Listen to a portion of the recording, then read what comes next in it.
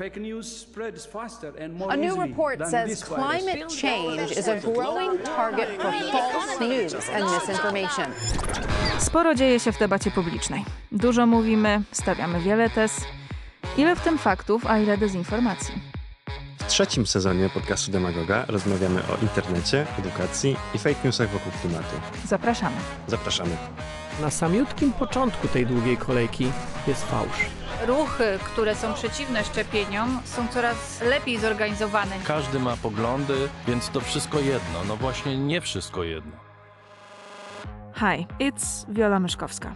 3.5 months have passed since the beginning of the open war in Ukraine. It has risen many questions that were asked rarely in public debate before. One of the topics that appeared more frequently since the end of February was the matter of disinformation on social media. Disinformation which is used in order to convince people who is right in this conflict, to sow informational chaos, doubts, or even fear. Of course, this is not the new phenomenon in human history, but the popularity of social media has taken it to a whole new level. Therefore, probably most of us have already met the so-called Russian troll. This is why today we will talk about Russian disinformation. Why precisely about Russian, not any other? Jessika Aro will answer that question. She is a Finnish journalist who wrote a book, which is the result of a long-term journalistic investigation. The full title is Putin's Trolls, on the front lines of Russia's information war against the world. Why, in the context of war in Ukraine, we are talking mainly about Russian disinformation? What is the difference between Ukrainian and Russian propaganda, and why we are warning people against Russian propaganda? Oh, interesting question. It's completely like talking about two different topics in the same conversation. Russia and the Kremlin, specifically the Russian security services, have been practicing information warfare ever since tens of years, decades. So early from the Cold War times, they have looked and actively searched for ways to harm the West without using and resorting to conventional physical and kinetic warfare. And they already found out early on, as early as at least in the 50s, that disinformation and fake news campaigns really hurt us. And this idea came out as a result of brainstorming of the KGB best agent. Yeah, so in addition to the fact that Russia and specifically the Kremlin and its security services have been conducting information warfare internally, as well as targeting it to foreign audiences, especially during Putin's era, this has been risen to a new level. So Putin, as one of his first things, took under control the traditional media and started to brainwash Russian population. And as he got emboldened with his successes inside Russia, he also started to conduct information warfare against the international community. So unfortunately, Russia has practiced war propaganda for almost as long as Putin has been actively in power as president. So, for example, against Ukraine, they have been conducting troll attacks and spreading hate speech and targeting Ukrainians as fascists and Nazis using the basic methods of information warfare, such as demonizing and dehumanizing. So preparing the ground for later war activities and kinetic warfare against Ukraine. So what we're now witnessing inside Ukraine, what Russia is doing and Russian troops are doing, is based heavily on the information psychological manipulation that Putin's regime has targeted in civilians as well as soldiers of Russia. So when we're seeing Russians attacking, for example, Ukrainian citizens, they have the idea built in their minds, in their brains, that Ukrainians are subhumans, if humans at all. So they're able to conduct these war crimes and genocide and all other horrendous acts because they have been first targeted for information warfare. But of course, Ukraine is trying to protect and defend itself from it. But it's a complete other story, so I won't even address that in this context. It isn't new, dehumanizing, for example. This is the method that was present many years ago, and we know it even from the Second World War. Why is it still working? It's working because it's simple and because it's targeted at our brain and because our brain has the tendency to, for example, make difference, to also judge other people, and especially when material is being spread on social media, the brain does not have enough time to process the material critically. So social media is really potent weapon of information warfare and channel of information warfare because it can be changed into a weapon of psychological mass destruction in the hands of propaganda architects. So basically, it's a brain propensity why dehumanization and demonizing works. Our brain just unfortunately work like that. They are always looking for differences. And if you pour some fuel to that feature of the brain, for example, hate speech against certain population or certain part of population, you can really cause a lot of damage with it. I'm thinking right now about the time of the Second World War, and those techniques were used then as well. There weren't any social media. It was spread by pamphlets, pictures, by posters, of course, media. Can we say that also it is simply in our psychology that we fear different people? And I'm using quotation mark here, different from us. Mm-hmm. Certainly that. And what I'm seeing similarities is in the methods that these propaganda messages and hate speech messages are being conveyed. For example, nowadays the trolls are spreading memes. So very catchy photos or pictures added to some slogan like very catchy phrases or statements. War posters, for example, in which the Nazi Germany was accusing the Jews to be behind all evil, or the Jews to be responsible for all the bad things and developments in the world. So they were spread in posters, just like today memes depict Ukrainians as subhuman or animal-like, or fascists and Nazis as Russia is portraying them and as Kremlin has been portraying them for a really long time. Also the use of living picture, so movies, is similar to the Second World War already. At that time, the Nazis really saw the power of moving image and used television and televised pictures to impact and influence people's brain. So nowadays it is being done on YouTube and with native social media videos that spread like wildfire. And you're right, spot on when asking about, is the material causing fear? It's exactly that.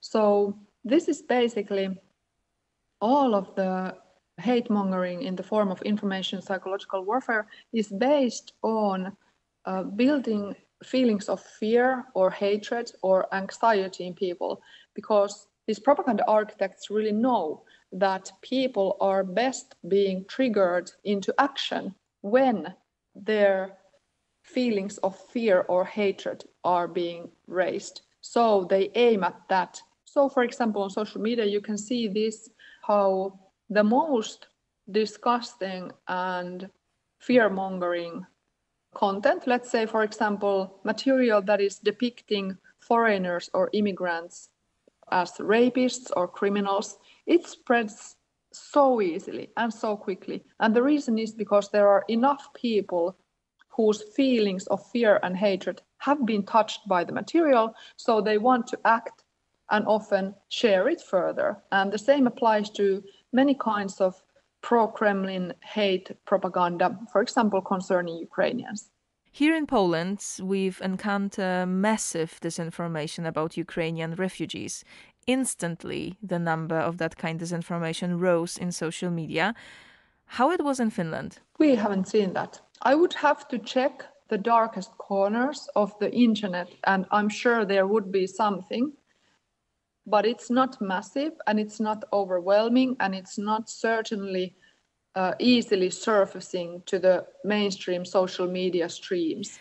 We have that feeling while working with disinformation that it is very precisely targeted to different countries. Different countries has got different problems, therefore they are sensitive to certain topics.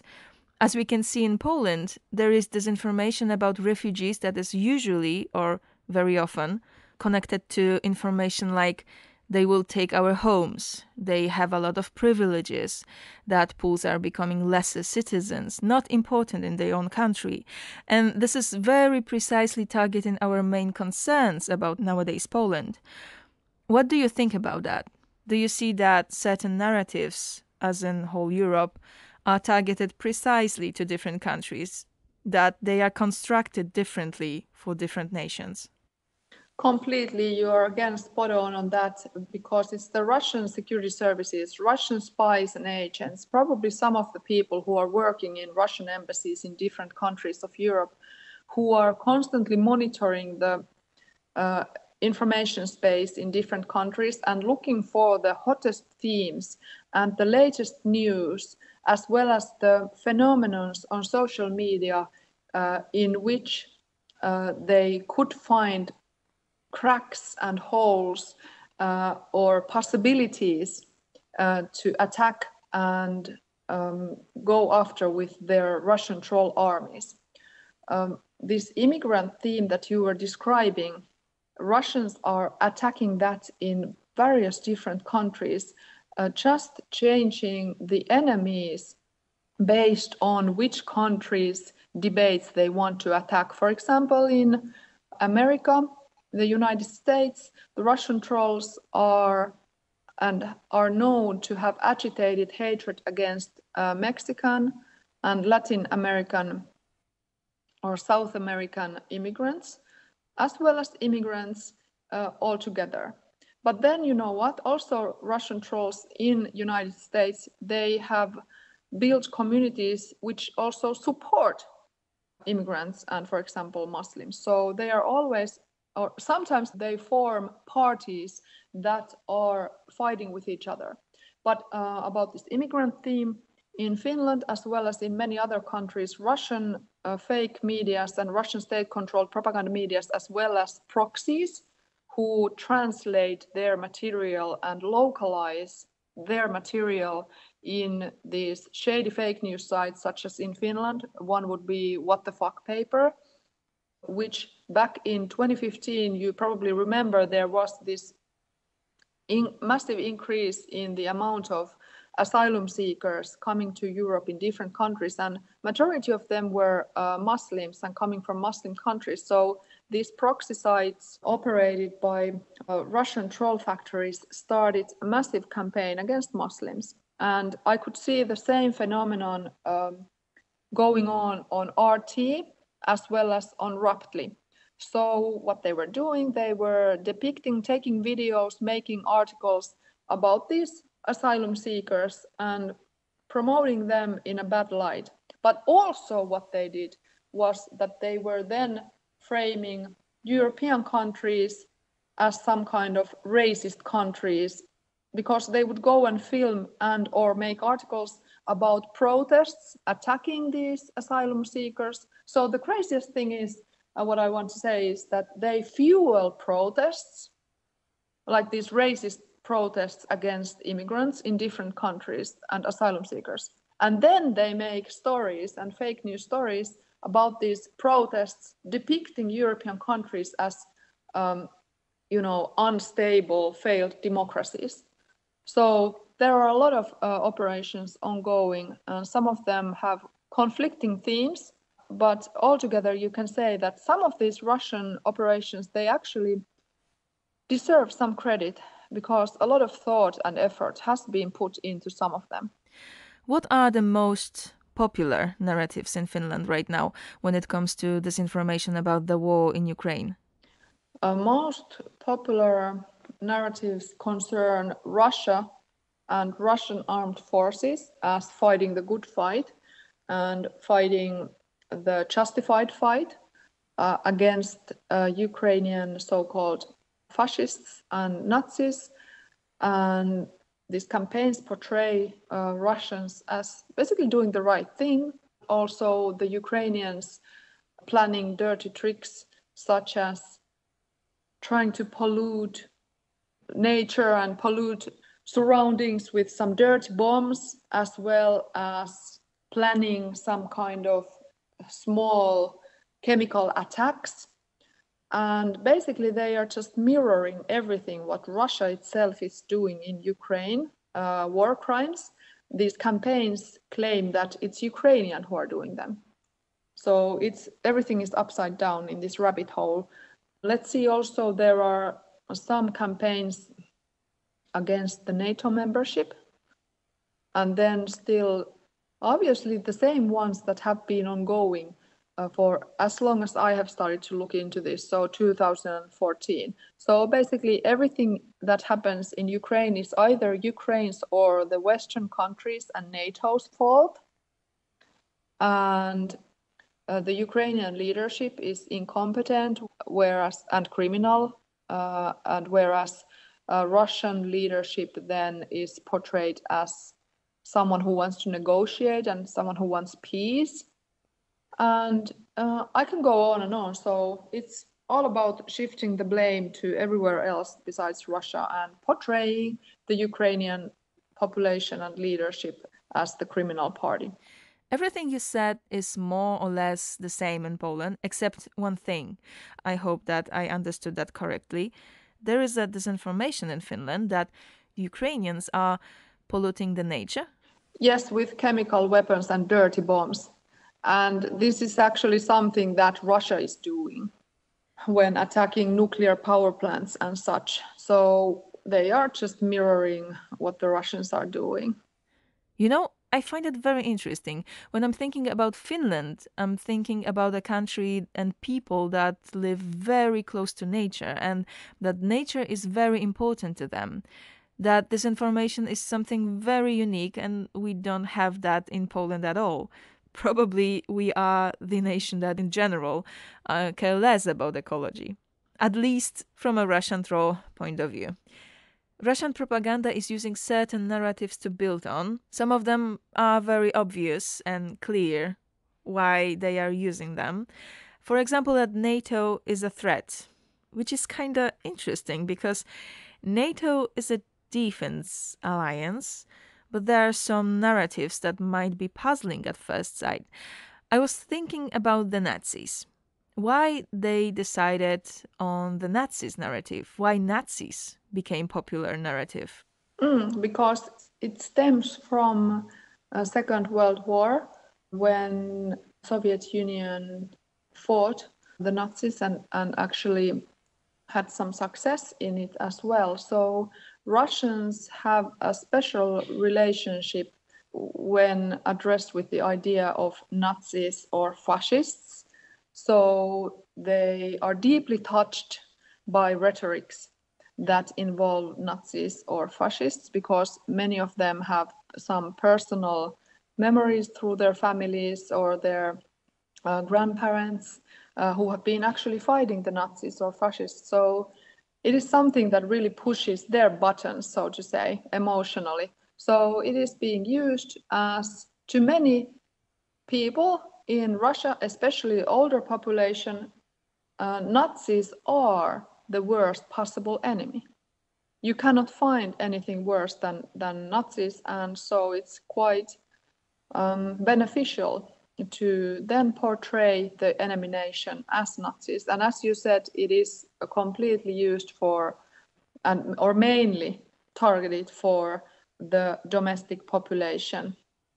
But unfortunately, some of it does spill over, and some of the material is being believed and portrayed as such in West as well. And I have to remind that this material is also targeted to other places than Western countries. So unfortunately, I have seen in the international information space many international people just coming from different countries, Africa, India, wherever, basically spreading Kremlin's disinformation narratives and ideas of Ukrainians as so-called Nazis, for example, on Twitter or on Facebook.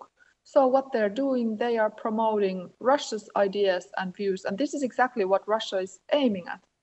Of course, building justification within its own populations, own audiences back home, but also abroad, building communities in which these types of ideas enjoy support.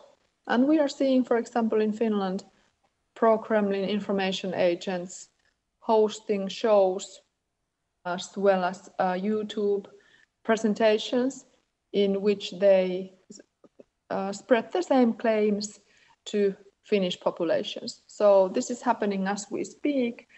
Even by some of our own citizens are participating in this and brainwashing our own communities into believing this Kremlin's horrible information, psychological manipulation.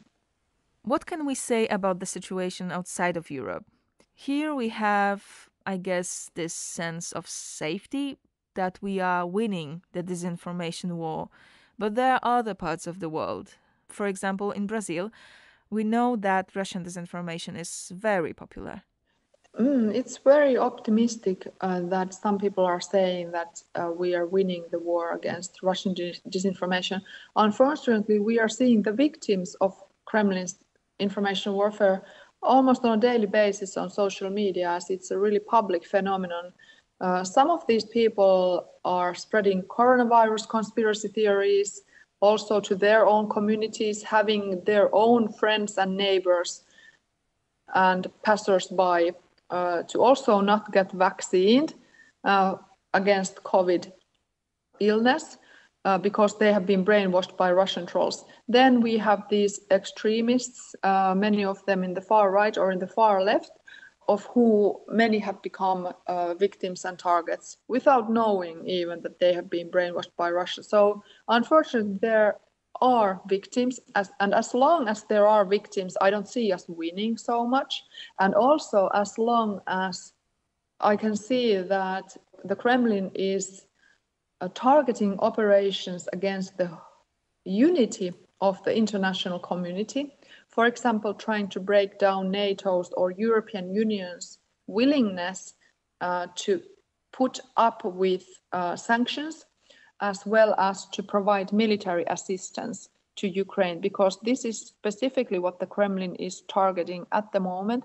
And there have been already some reports by security experts in Europe that the European community has already started to show signs of weakness. Maybe not all due to Russian information warfare, but also due to time is passing. There are other topical issues that need attention too.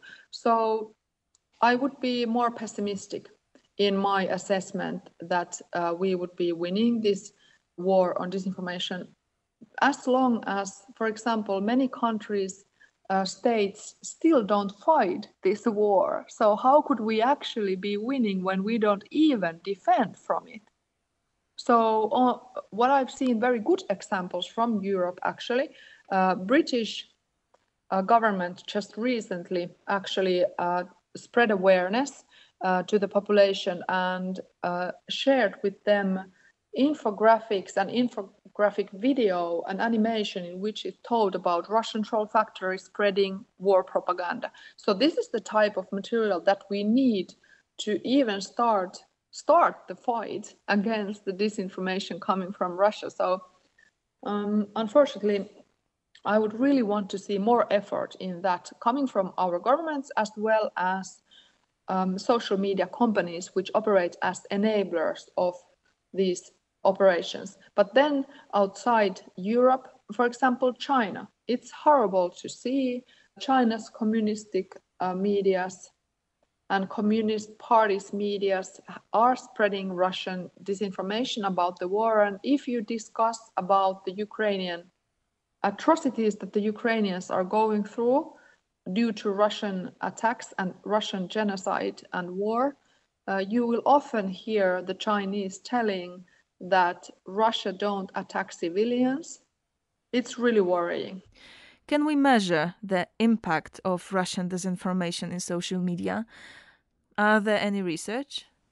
For example, in Czech Republic, polls have been made to general population in order to find out what the population thinks and believes about, for example, the war in Ukraine, which Russia has waged ever since 2014. So such polls are really useful in finding out what percentage of the population has actually bought into the conspiracy theories and lies that Russia is spreading.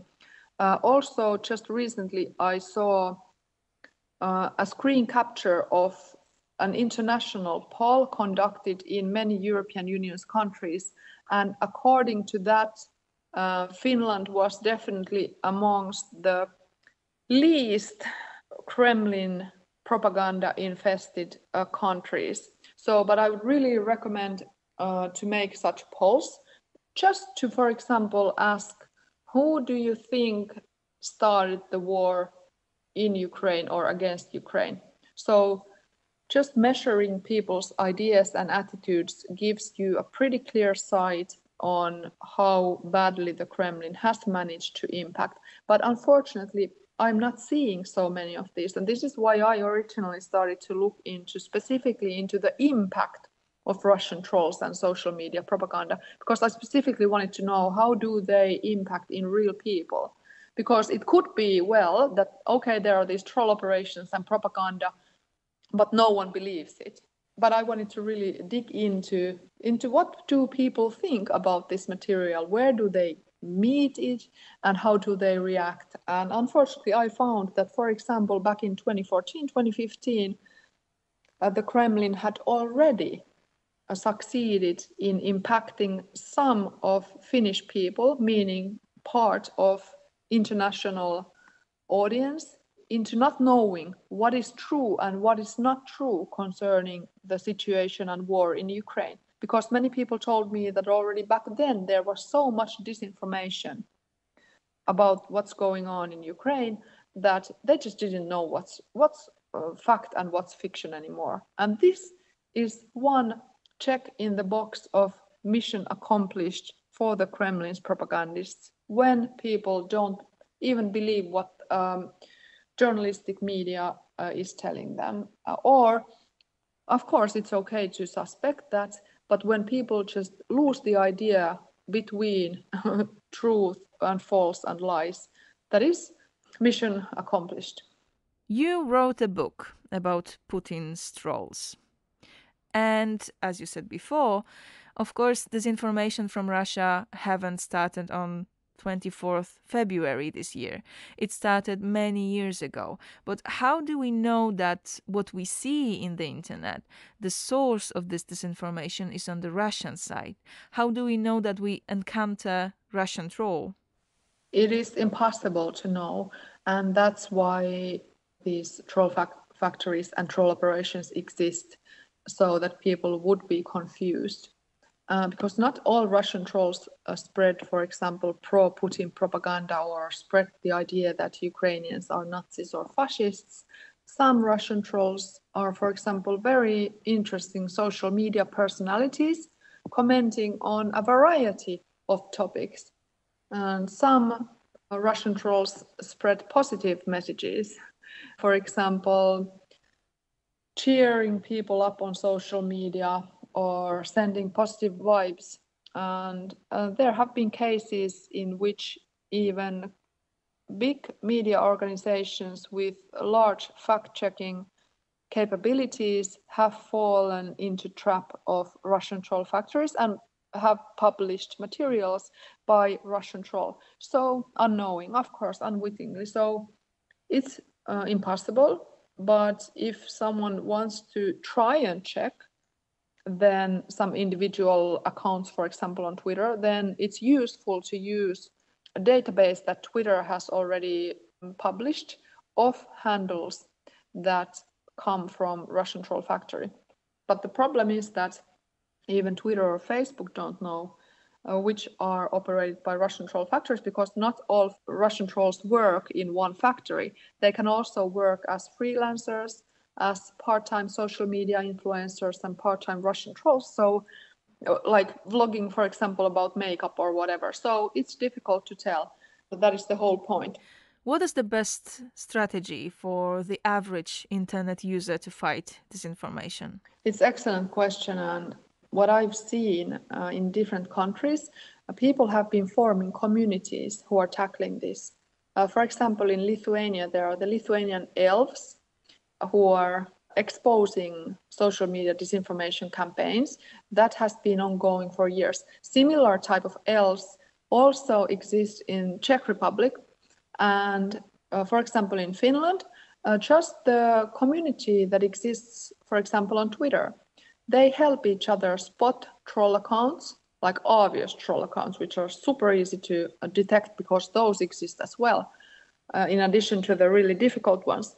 And then they help each other, these community members, when trolls attack, as well as go and, for example, give feedback to the Russian embassy social media accounts, which are spreading disgusting, distasteful, dishonest, as well as outrageous material. For example, pictures of Ukrainian deceased people who the Russian soldiers have killed, but portraying them as being victims of Ukraine. So this is what we already witnessed in Finland, conducted by Russian embassy back in 2014, 2015, and it has gone even worse ever since then. So people have always the freedom in free countries to go and comment and give feedback and try and make a difference. And also if people witness that some individuals are being attacked by Russian trolls, or people agitated by Russian trolls, because they can be even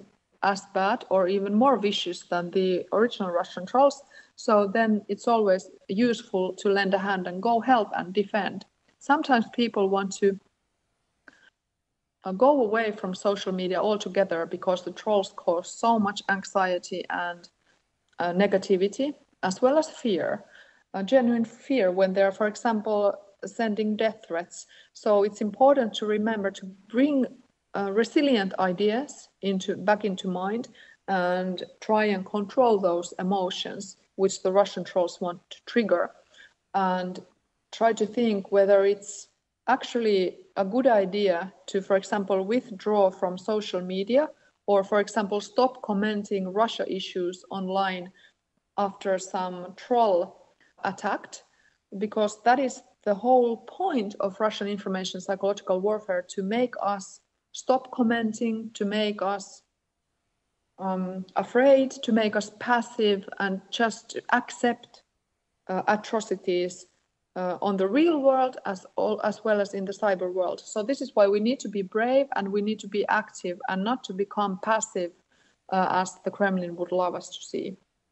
So you recommend to comment, because there is a saying, in Poland at least, do not feed the troll, which means don't comment, don't like, don't repost, let it die in the shadows of the internet.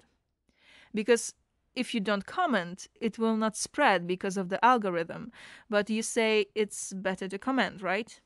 Completely, yes. Because these trolls, if they don't influence you, if they don't convince you, they have other target audience who they do convince.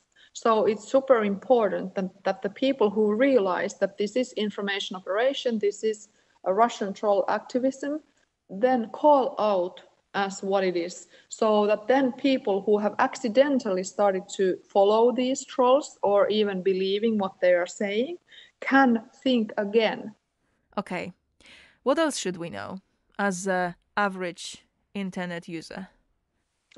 Not all media sites that claim to be independent medias that are telling the stories that the mainstream media is ignoring.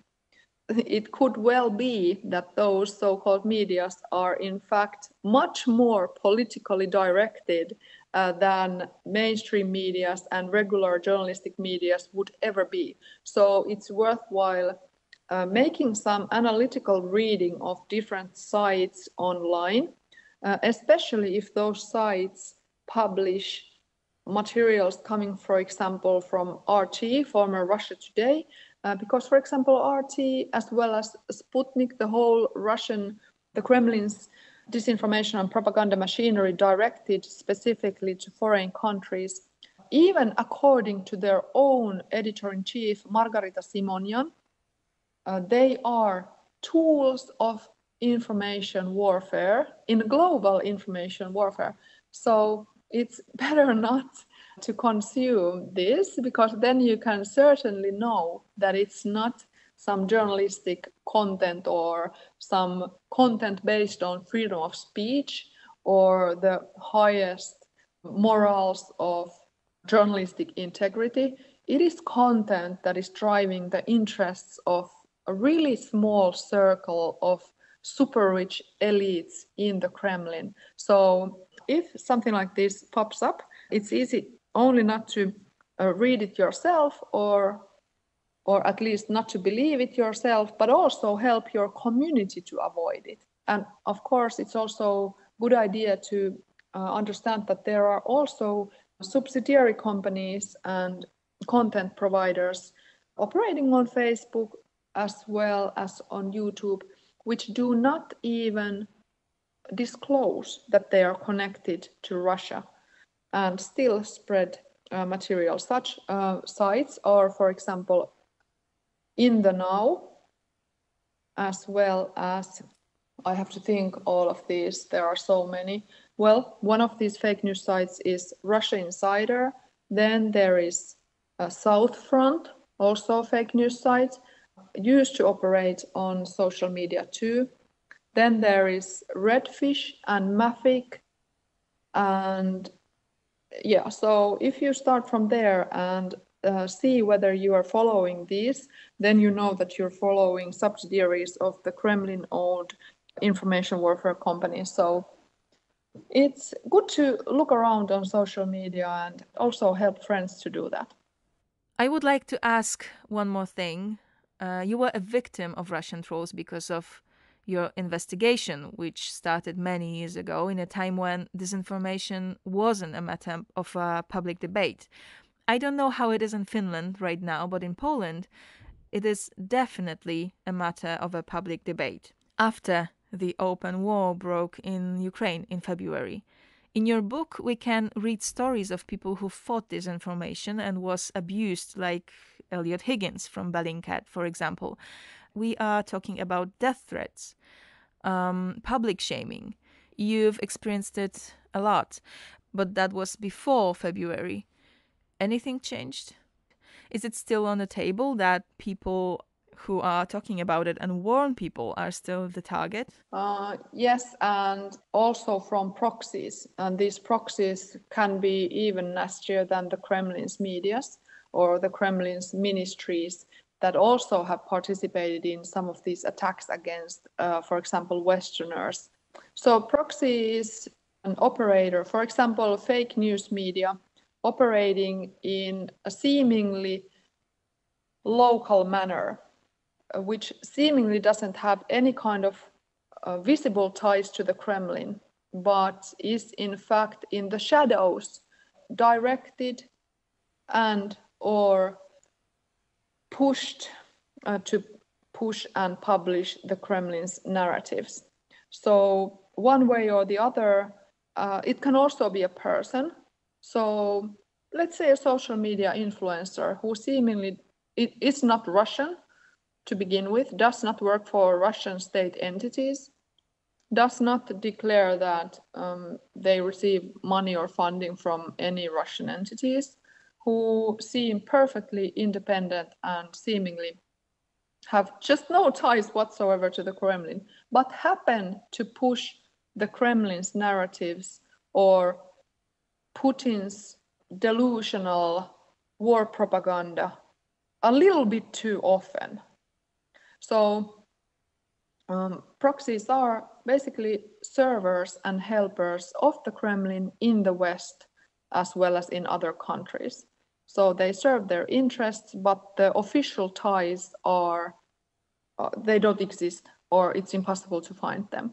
But for example, they can publish Russian state media's propaganda in a localized form, just like many fake news sites across Europe are doing nowadays.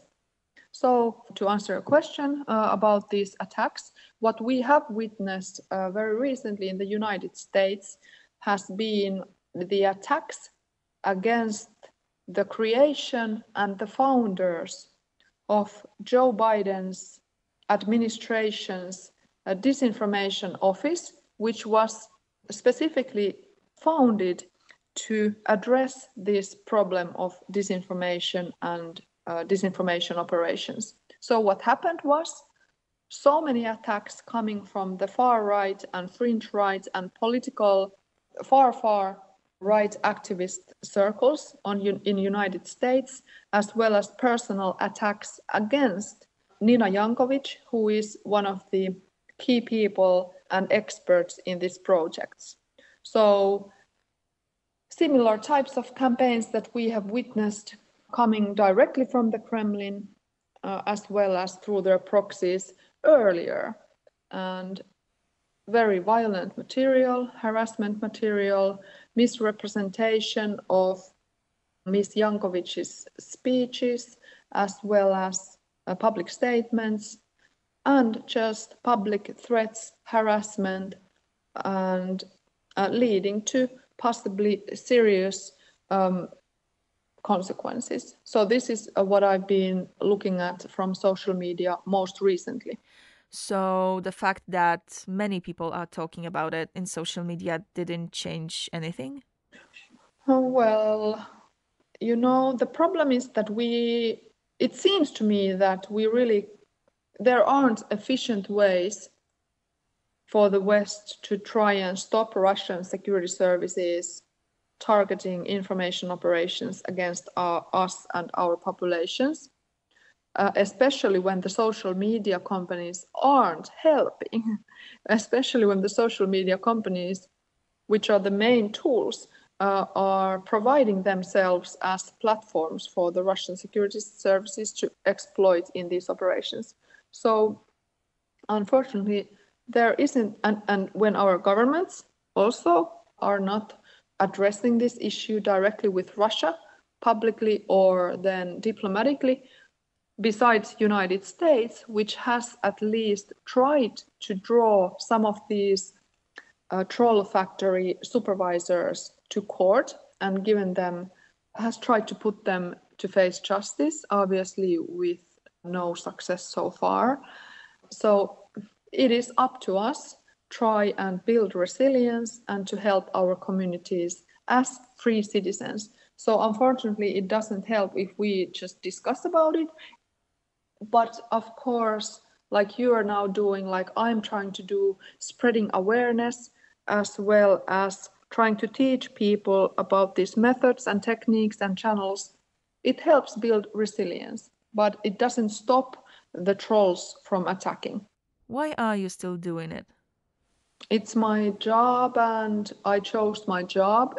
Living in one of the freest and a very democratic country of Finland.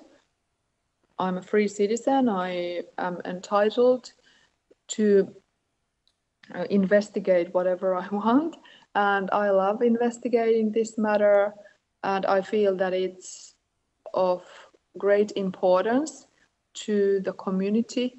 And I also think that people have the right to the information that I have unearthed and to the information that I have dig out for them. And I would hate to see myself succumbing to some Russian trolls or some criminals working for the Russian security services, and to just give away my right and my freedom as citizen and as journalist. So I guess I don't have an option. Thank you. Thank you very much. That was the last question. Oh, thank you. Our guest was Jessika Aro, Finnish investigating journalist dealing with the issue of Russian disinformation. Author of the book Putin's Trolls, on the front lines of Russia's information war against the world, which has been published in Polish and recently also in English. That was a special episode of our podcast. You can visit also our website, and of course, you can find us on social media: Instagram, Twitter and Facebook. My name is Viola Myszkowska, and until next time.